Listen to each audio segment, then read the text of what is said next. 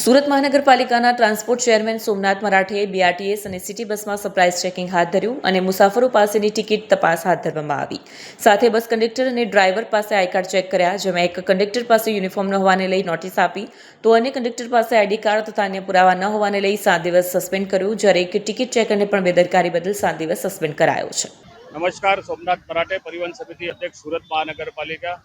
આજે પેસેન્જર દ્વારા અમને જે ફરિયાદ મળી હતી જે ટિકિટ બાબતની, અને પેસેન્જર દ્વારા ચેકરને પણ ફરિયાદ કરી હતી.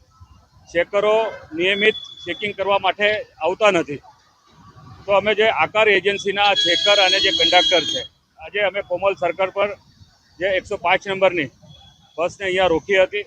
કંડક્ટર પાસે આજે જ નોકરી પર કંડક્ટર આવ્યો છે અને એની પાસે કોઈ પણ પ્રકારનો અનુભવ નથી, ખાલી ટી શર્ટ પહેરેલો છે, એની પાસે કોઈ પ્રકારનું આઈ કાર્ડ નથી, આકાર એજન્સીનો બી કાર્ડ નથી અને એની પાસે બીજો બી અન્ય કોઈ આધાર કાર્ડ કે વોટિંગ કાર્ડ એ પણ નથી.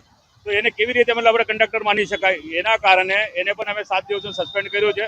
અને એનો જે ચેકર છે જીગર દેસાઈને બી અમે 7 દિવસનો સસ્પેન્ડ કર્યો છે.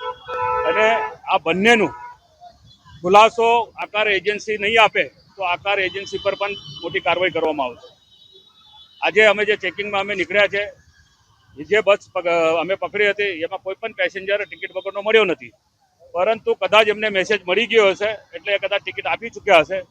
પરંતુ કાન ખોલીને કંડક્ટર હોય કે જે અમારી પાસે ફેર કલેક્શનની એજન્સી હશે, કાન ખોલીને સાંભળી લે, ચેકરો બી સાંભળી લે. મારા હાથે લાગશો તો બ્લેક લિસ્ટ કરીશ અને એજન્સી પર પણ કડકમાં કડક કાર્યવાહી કરવામાં આવશે.